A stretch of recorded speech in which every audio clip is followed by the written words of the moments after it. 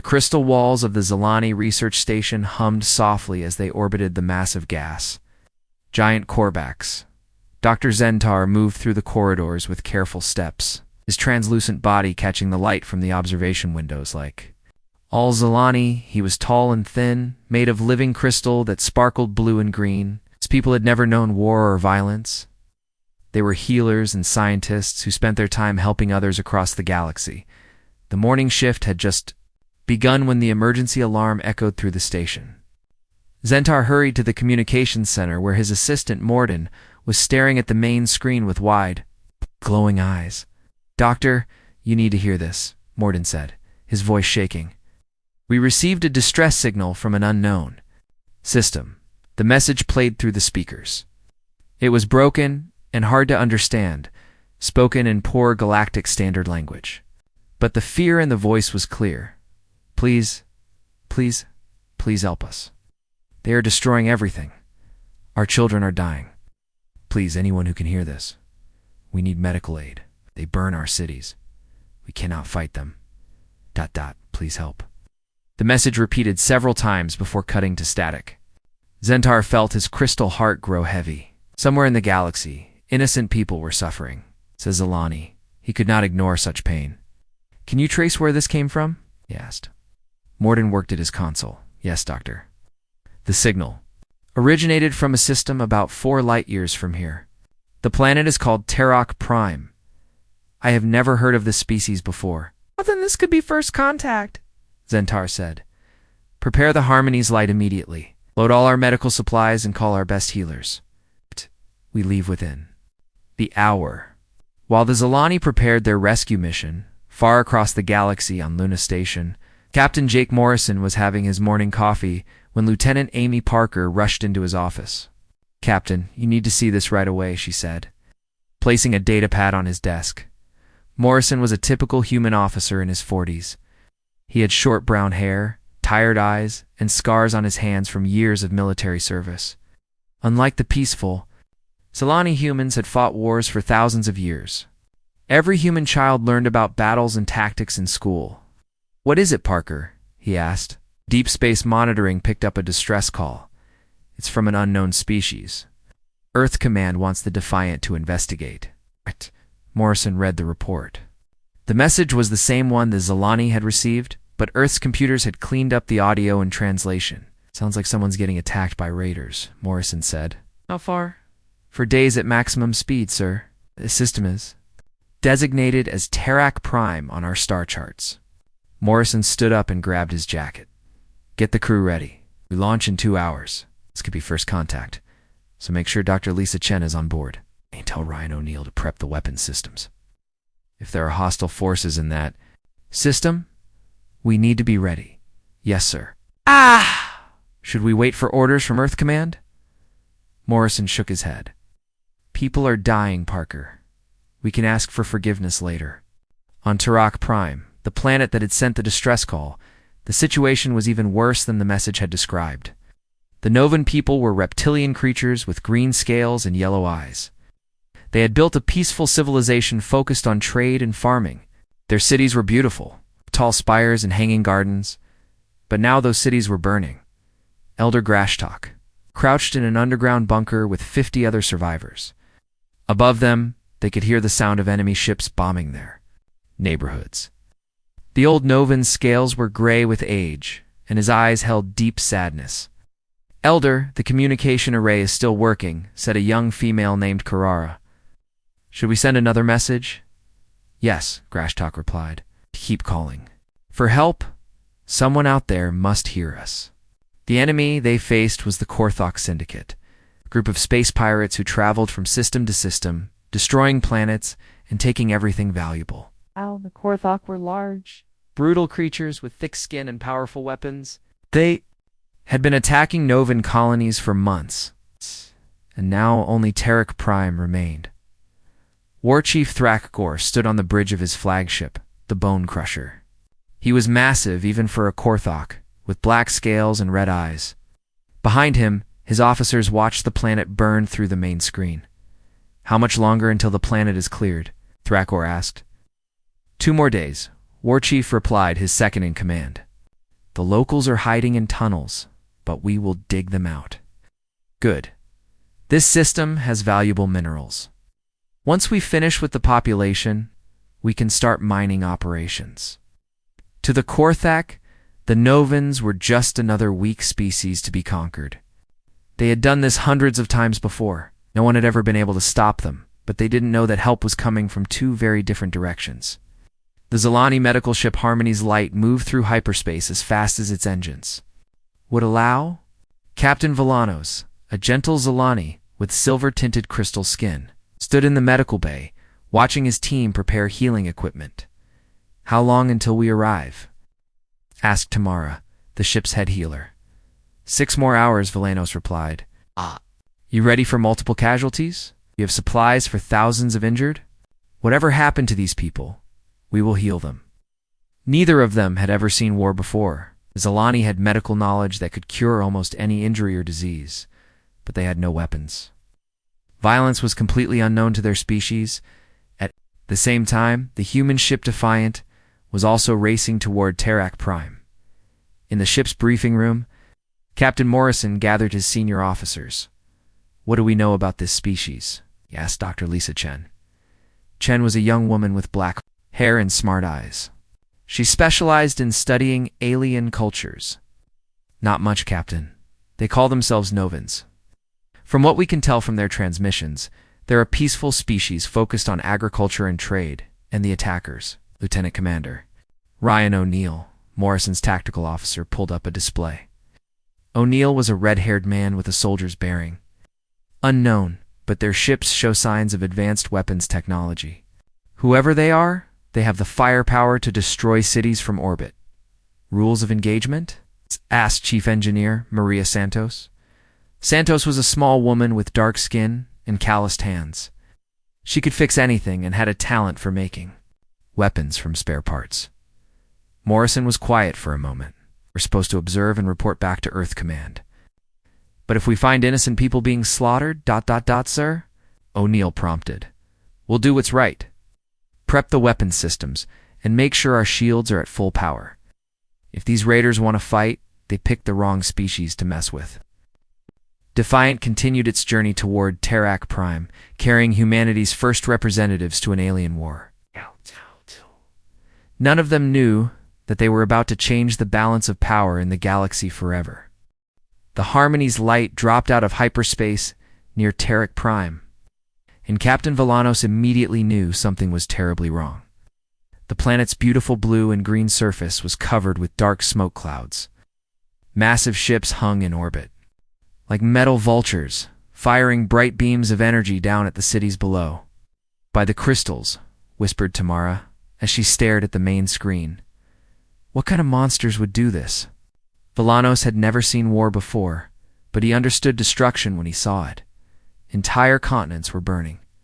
The peaceful captain tried to make sense of what his eyes were showing him. "Send a message to those ships," he ordered. "Tell them, we are a medical vessel here to help the wounded." The communications officer, a young Zilani named Pixel, worked at his console. "Message sent, Captain, but I'm not getting any response." What they didn't know was that the Korthok ships had already detected them. On the bridge of the Bone Crusher, War Chief Thacker looked at the small crystal ship with amusement. "What is that thing?" he growled. His weapons officers studied the readings. "Unknown design, War Chief. No weapons, weak shields. It appears to be some kind of medical ship." Thacker laughed, a sound like breaking rocks. "Destroy it. We don't need witnesses." 3 Korthok destroyers turned toward the Harmony's Light. Their massive guns began to glow with deadly energy. "Captain, they're targeting us," Pixel shouted. Villanos couldn't believe what he was hearing. "But we're healers. We came to help." The first blast hit the Harmony's Light like a hammer. The Zilani ship had shields designed to protect against space debris, not military weapons. The crystal hull cracked in several places and lights flickered throughout the ship. "Shields down to 30%, reported the engineer. "Return fire." Tamara yelled. "We have no weapons," Villanos said quietly. "We never needed them." The second blast tore through the ship's engine section. The Harmony's light spun out of control, its beautiful crystal hull breaking apart. Emergency alarms screamed through. "Every corridor, we're going down," the pilot announced. "I can't control our descent." Volanos grabbed the ship's communication system. "All hands prepare for crash landing. May the light guide us." The medical ship fell through Tarak Prime's atmosphere like a burning star. Volanos managed to steer toward an empty area away from the cities, hoping to avoid causing more destruction. The ship hit the ground hard, sliding across a rocky plain. Before coming to rest against a hillside, of the 60 Zilani crew members, only 12 survived the crash. Tamara found herself trapped under a fallen beam, her crystal body cracked and dim. Around her, the other survivors called out in pain and fear. "Is anyone hurt?" she asked, then realized how foolish that sounded. Everyone was hurt, V.A. Lanos crawled. Over to her, his left arm hanging useless at his side. "The ship is finished. Our medical supplies are destroyed. What do we do now?" Before Tamara could answer, they heard voices outside the wreckage. But these weren't Korthok voices. The language was different, softer. A section of the hull was pulled away, and several green-scaled faces peered inside. The Novans looked as scared as the Zilani felt. "Are you alive in there?" asked a female Novan. "Yes," Volanos replied. Da-da-da-da-da-da-da-da-da-da-da. "We came to help you, but our ship was attacked." The Novans helped pull the surviving Zilani from the wreckage. Elder Grashtok arrived with more refugees, and his old eyes widened when he saw the crystal beings. "What are you?" he asked, not meaning to be rude. "We are Zilani," Tamara explained. "We received your distress call." "We are healers." Grashtok looked confused. "You came to fight the Korthok?" "Fight, no. We came to heal your wounded. We brought medical supplies." "But where are your weapons? Your soldiers?" Tamara didn't understand the question. "We don't have weapons. We don't have soldiers. We are a peaceful people." The old Novan stared at her for a long moment. Then his shoulders sagged with disappointment. "Then you cannot help us. The Korthok only understand violence. They have been destroying our worlds for 3 years. Only force can stop them." High above the planet, another ship dropped out of hyperspace. The human vessel Defiant was much smaller than the Korthok ships, but it moved with purpose and speed. Captain Morrison stood on his bridge, looking at the destruction below. "Jesus Christ," he whispered. "They're burning the whole planet." Dr. Lisa Chen worked at her station, analyzing the alien ships. "Captain, I'm detecting massive energy weapons. These ships are built for one thing, destroying planets." "How many ships?" asked Ryan O'Neill. 3 destroyers and 1 large command ship. They outgun us 5-1. Morrison watched another energy beam lance down from orbit, creating a new crater where a city used to be. Somewhere down there, millions of innocent people were dying. "Captain," said Maria Santos from her engineering station, "we're supposed to observe and report back to Earth Command." Morrison nodded. "That's what the rules say, but—" O'Neill prompted. "I didn't join the military to watch genocide happen." Morrison turned to his crew. Battle stations were going in. The bridge erupted in activity.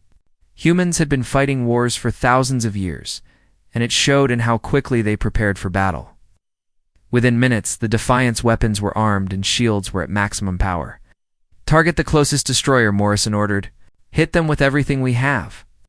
The Defiant streaked toward the Korthok fleet like an angry hornet. The pirates had been so focused on destroying the planet that they didn't notice the small human ship until it was too late. The first railgun shots hit the Korthok. Destroyer amidships, the pirates had designed their shields to stop energy weapons, but kinetic rounds punched right through. Explosions bloomed along the alien ship's hull. "What was that?" roared Throchker on his flagship. "Unknown contact, War Chief. Small ship, primitive design, but their weapons are effective."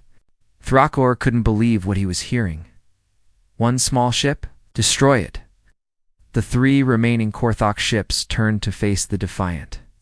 Their massive guns could have vaporized the human ship with a single shot, but Morrison had learned tactics. In Earth's brutal military academies, evasive maneuvers, he ordered. "Don't give them a clean shot." The Defiant danced between the enemy fire like a fighter pilot in an atmosphere. Earth's pilots had learned to fight in 3 dimensions against fast-moving targets. The Korthok, used to fighting helpless planets, couldn't adapt quickly enough. Human missiles struck the second destroyer, targeting its engine section. The ship exploded in a ball of fire that lit up the dark side of the planet. Impossible. Thrakagor screamed. They are just one ship. But the humans weren't finished. Santos had analyzed the enemy weapons during the first exchange, and she found their weakness. Captain, their guns are powerful but slow to recharge. If we hit them during their reload cycle, they can't fight back, Morrison said. The Defiant accelerated toward the 3rd destroyer, weapons blazing.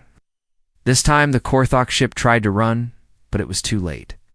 Human weapons tore through its hull, and another explosion marked the end of another pirate ship. Thrakor realized. He was facing something he had never encountered before, someone who could fight back effectively.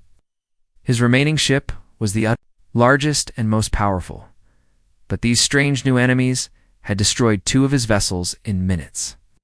Retreat to safe distance, he ordered. Call for reinforcements. We need the full fleet. The Bone Crusher pulled back from the planet, but it didn't leave the system. Thrakor had never run from a fight in his life. He wasn't about to start now. On the planet's surface, the Novans and Zilani had watched the space battle with amazement. Elder Grasstalk couldn't believe what he had seen. Who are they? Asked, who would attack the Korthok to save us? The answer came when a shuttle landed near their refugee camp. The ramp lowered, and 4 figures in strange uniforms walked out. They were bipedal like Novans, but with pale skin and no scales. They carried weapons and moved like soldiers. Captain Morrison approached the group of aliens. This was humanity's first contact with other intelligent species, and he wanted to make a good impression. I'm Captain Jake Morrison of the Earthship Defiant, he said, hoping his universal translator was working. We received your distress call. Elder Grashtalk stepped forward. I am Grashtalk of the Novan people. You've saved us from the Korthok, but why? We are not your people. Morrison looked confused by the question. You asked for help. People were dying. That's reason enough. It was then that Tamara realized something important. These humans had done what the Zilani could not. They had brought weapons to a war zone. They had fought back against the destroyers. They had won. For the first time since the attacks began, she felt something she had almost forgotten. Hope. The refugee camp had grown quiet as the 3 species sat around a small fire. Dr. Lisa Chen worked with her portable computer, connecting it to both the Zilani crystal translator and the Novan communication device. After an hour of adjustments, they could finally understand each other clearly. This is remarkable, Chen said, looking at the crystal device. Your translation technology is far more advanced than ours. Tamara's crystal body flickered with soft light. We have always focused on communication and healing. These are the tools of peace. Elder Grashtalk shifted his position, his old scales catching the firelight. Peace is a luxury we lost when the Korthok came. They have destroyed 12 of our colony worlds. Tarek Prime is all we have left. Captain Morrison leaned forward. Tell me about these Korthok. How long have they been attacking you? 3 cycles, Grashtalk replied. They come with many ships, destroy everything, take what they want, then move to the next world. No one has ever been able to stop them. Ryan O'Neill looked up from cleaning his rifle. Well, we stopped them today. The casual way the human spoke. About violence made Tamara uncomfortable. You killed them, she said softly. How can you speak of taking life so easily? O'Neill paused in his work. Ma'am, those pirates were burning cities full of innocent people. Sometimes violence is the only way to stop greater violence. But there must be another way, Tamara insisted. Violence only creates more violence. Tell that to the millions of dead Novans, said Carrara. Ah! A young female who had lost her entire family to the Korthok. Dr. Chen could see the tension building. Perhaps we should explain our different backgrounds. Tamara, your people have never experienced war. Never. The Zilani healer replied. We evolved on a peaceful world with no predators, no natural disasters, and abundant resources. We learned to heal and help others because we never needed to fight. Chen nodded and turned to Grashtok. And your people? We are farmers and traders, the elder said. We had small disputes over territory sometimes, but nothing like this. We built our civilization around growing food and making beautiful things. I see, Chen said. And humans evolved very differently. Morrison stood up and walked to the edge of the camp, looking up at the stars. Earth is what we call a death world. Everything on our planet tried to kill us for millions of years. What do you mean? Asked Temra. Maria Santos joined the conversation, wiping grease from her hands. Ice ages that lasted thousands of years, volcanoes that blocked out the sun, earthquakes, floods, hurricanes, tornadoes. And that's just the weather. The animals were worse, O'Neill added. Tigers, bears, wolves, sharks, snakes full of poison. Even tiny insects could kill you with disease. Chen pulled up images on her computer. Our ancestors had to fight for every meal, every safe place to sleep. If they weren't tough enough, they died. The aliens stared at the pictures of Earth's predators. Grashtok's eyes widened when he saw a great white shark. This lives in your oceans. It's one of many dangerous species, Morrison said, and humans learned to hunt them all. But surely your species found peace eventually, Temra asked hopefully. Santos laughed, but not with humor. Peace? We've been fighting wars for our entire recorded history. We fight over land, resources, ideas, religions. Sometimes we fight just because we don't like each other. That's horrible, Temra whispered. Maybe, Morrison said, but it also made us very good at protecting the things we care about. Carrara looked at the human weapons with new interest. Could you teach us to fight like you do? O'Neill examined the young Novan's claws and natural armor. You've got some natural advantages. With the right training and equipment, yes. Ryan. Morrison warned. Captain, these people are facing extinction. They have a right to defend themselves. Elder Grashtok stood up slowly. Please explain this training. What would we need to learn? O'Neill glanced at Morrison, who nodded reluctantly. First, you need to understand that war isn't just about weapons. It's about thinking like your enemy and being smarter than them. The Korthok attack from space, Grashtok said. How do we fight ships when we have no ships? You don't fight their ships, Santos said. You make them come down to you. Then you fight them on your terms. She pulled out a piece of paper and began drawing. These tunnels you're hiding in? How extensive are they? They cover most of the continent. We built them for mining operations. Perfect. Underground networks are a guerrilla fighter's best friend. Guerrilla, Temura asked. Small groups using hit-and-run tactics, Morrison explained. You strike fast, cause damage, then disappear before they can fight back. Chen was taking notes on her computer. This is fascinating from an anthropological perspective. Humans naturally think in terms of asymmetric warfare. Asymmetric?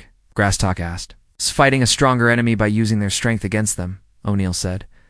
The Korthok are used to overwhelming firepower winning quickly. They're not prepared for a long, drawn-out fight. Santos pointed to her drawing. You set up ambushes here, here, and here. Hit their supply lines. Target their commanders. Make them afraid to leave their ships. But we are not warriors, protested an older Novan. We are farmers. So are most of Earth's soldiers throughout history, Morrison said. Warriors are made, not born. The discussion was interrupted by the sound of engines overhead. Everyone looked up to see 3 Korthok shuttles descending toward their position. They found us, Carrara said, fear in her voice. Morrison was already moving. Everyone into the tunnels. Now. Ow. The humans grabbed their weapons while the Novans helped the injured Zelani toward the tunnel entrance. But before they could reach safety, the shuttles landed and disgorged dozens of Korthok soldiers. The pirates were huge creatures. 8 feet tall with thick black scales and glowing red eyes, carried massive energy weapons that could punch through solid rock. Surrender and die quickly, roared their leader. Or run and die slowly. Morrison stepped out from behind cover, his rifle aimed at the Korthok commander. Third option, Do you leave now and live to regret it later? Laughed. A sound like grinding metal. One small human thinks he can threaten us? Not just me, Morrison said. O'Neill appeared on the pirates' left flank, Santos on their right. Chen had positioned herself with a sniper rifle on higher ground. The humans had surrounded the Korthok without them noticing. Earth's military doctrine, Morrison said calmly. Never fight fair when lives are at stake. The battle was over in seconds. Human weapons fired with precision, targeting weak points in Korthok armor. The pirates had never faced enemies who used tactics and coordination. They were used to overwhelming force against helpless victims. When the smoke cleared, all the Korthok soldiers were down. Humans had suffered no casualties. Elder Grashtalk emerged from the tunnel entrance, staring at the scene in amazement. How did you do that? They had superior numbers and weapons. Superior weapons don't matter if you can't hit your target, O'Neill said, reloading his rifle. Santos was already examining the fallen Korthok equipment. Look at this junk. All power, no precision. They rely on intimidation instead of skill. This is what we can teach you, Morrison told the Novans. It's not just how to fight, but how to win. Tamara looked at the dead pirates with mixed feelings. Part of her was horrified by the violence, but another part was grateful to still be alive. Will more of them come? She asked. Count on it, Morrison said. That was just a scouting party. Chen was monitoring space communications. Captain, I'm picking up multiple ships entering the system. It looks like they called for reinforcements. Through her telescope, she could see the dark shapes of a dozen Korthok vessels dropping out of hyperspace. The pirates were bringing their entire fleet. How many? Morrison asked. 12 ships, including 2 dreadnoughts. The humans looked at each other. Even they couldn't fight odds like that in open space. Looks like we're going to find out how well your tunnel system works, Santos said to Grashtalk. Morrison activated his communicator. Defiant. This is Morrison. Pull back to safe distance and monitor the situation. If we don't make it, make sure Earth Command knows what happened here. Captain, we could evacuate you, came the reply. Negative. We're not leaving. These people to die. Morrison out. He turned to the mixed group of aliens around him. Well, folks, looks like we're about to get a real education in asymmetric warfare. High above them, War Chief Thrakor smiled as his massive fleet took position around the planet. This time, he would make sure no one escaped to tell others about Korthok defeats. The tunnels beneath Terek Prime became a hive of activity as Morrison and his team worked with the Novan refugees. In just 2 days, they had transformed scared farmers into something the Korthok had never encountered. Before, organized resistance. Remember? O'Neill told a group of young Novans, you don't need to be stronger than them. You need to be smarter. Carrara held one of the improvised explosive devices Santos had taught her to make. It was simple but deadly, built from mining equipment and Korthok power cells salvaged from the shuttle wreckage. Place it here, where the tunnel narrows, Santos explained. When they follow you, trigger it and collapse the ceiling. Then escape. Through the side passage, Elder Grashtalk watched the preparations with mixed feelings. My people have never been warriors. Are we doing the right thing? Morrison paused in his work of setting up communication lines. Elder, your people didn't start this war. But if you want to survive it, you have to be willing to fight back. Tamara had been quiet during most of the planning. As a healer, everything about this went against her nature. But she had seen what the Korthok did to innocent people. I cannot fight, she said finally, but I can help the wounded. My people's medical knowledge could save many lives. Every role matters, Morrison assured her. We'll need medics as much as fighters. Above ground, the Korthok fleet had finished deploying. 12 massive ships hung in orbit like metal vultures. War Chief Thrakor stood on his bridge, studying the planet below. Begin the ground assault, he ordered. I want every tunnel searched and every survivor brought to me, especially the humans who destroyed my ships. Thousands of Korthok soldiers loaded into assault shuttles. They were confident and eager for battle. In their experience, ground operations were simple. Land, kill everything that moved, take what was valuable. They had no idea what they were walking into. The first wave of shuttles landed near the major tunnel entrances. Korthok soldiers poured out their heavy weapons ready to blast through any resistance. "Spread out," ordered squad leader Victor. "Find the entrances and seal them. Smoke out the prey." His squad of 20 soldiers moved toward what looked like a mining tunnel. The entrance was dark and quiet. "Too quiet. Seems empty," one soldier said. "Check it anyway," Vector replied. The first soldier stepped into the tunnel. Nothing happened. The second soldier followed. Encouraged. The entire squad moved inside. They made it 50 feet before Carrara triggered the explosive. The tunnel collapsed with a roar that shook the ground for miles. 20 Korthok soldiers disappeared under tons of rock and metal. LFU. Survivors found themselves trapped in darkness, their communications cut off. "What was that?" Thrakor demanded from his ship. "Explosion at tunnel entrance 7, War Chief. We've lost contact with squad leader Victor. Probably unstable mining equipment. Send another squad." But it wasn't unstable equipment. It was the beginning of something the Korthok had never faced before. Across the continent, similar ambushes were taking place. Novan farmers who had learned human tactics struck fast and disappeared into networks of tunnels the invaders couldn't follow. Each attack was small, but together they created something much larger: fear. Morrison coordinated the resistance from a command post deep underground. Chen monitored Korthok communications while Santos worked on bigger surprises. "Their command structure is breaking down," Chen reported. "Individual squad leaders are requesting immediate evacuation." "Good," Morrison said. Fear spreads faster than courage in an army that's never faced real resistance. O'Neill returned from a raid with a group of Novan fighters.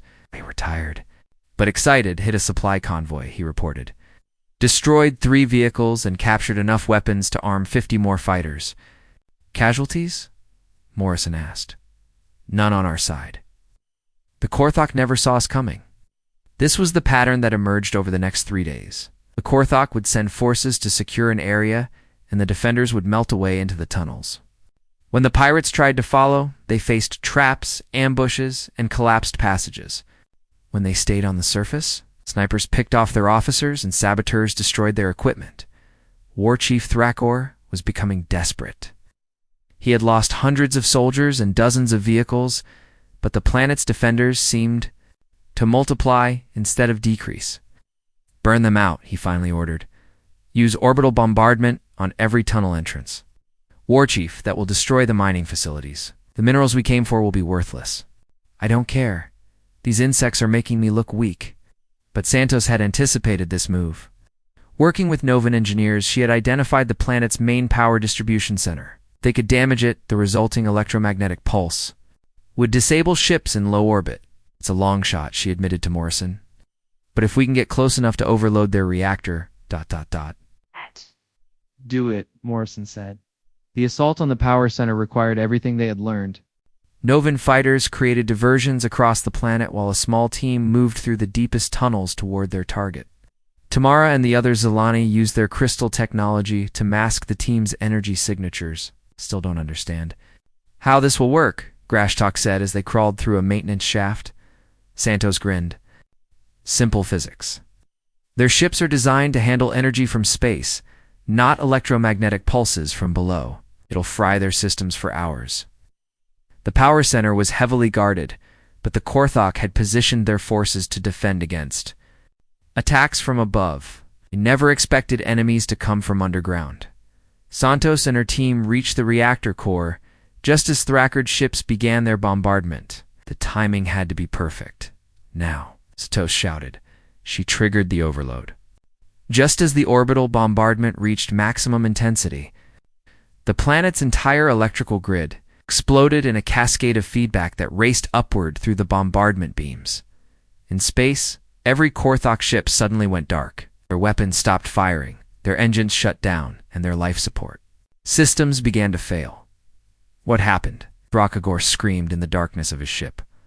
"All systems offline, War Chief. It will take hours to restart everything."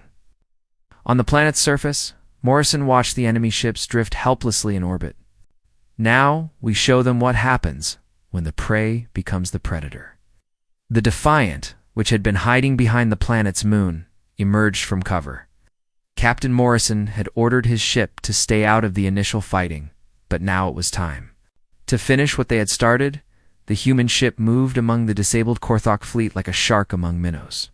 One by one, the pirate ships exploded under precise fire from human weapons. Threkagor's ship was the last to die. As the bone crusher broke apart around him, the war chief finally understood what he had faced. They turned the whole planet into a weapon, he whispered with his last breath, in the tunnels below. The defenders emerged to see their enemies' ships burning in the sky. Novans cheered, Zalani sang crystalline songs of joy, and humans quietly cleaned their weapons. "Is it over?" Temra asked. Morrison nodded. "This battle is over, but word will spread. Other species will learn that the Korthok can be beaten." Elder Grashtok approached the human captain. "We owe you our lives. How can we repay this debt?" "No debt," Morrison said. "But I have a proposal." Over the following weeks, as the three species worked together to rebuild, they formed something unprecedented. In galactic history, the Zalani shared their medical technology. The Novans provided manufacturing capabilities and strategic resources, and the humans offered military training and protection. Chen documented everything for Earth Command. First contact achieved. She wrote in her final report, "Galactic situation assessed. We're not alone out here, and some of our neighbors play for keeps." The tripartite defense pact, as it came to be known, grew quickly. News of the Korthok defeat spread across the galaxy, and dozens of species requested membership. The age of easy conquest was over. Morrison was promoted to admiral and tasked with training the first integrated multi-species military force. O'Neill became the instructor for special operations, teaching alien species the art of asymmetric warfare. Santos headed the weapons development division, creating new technologies by combining human engineering with alien science.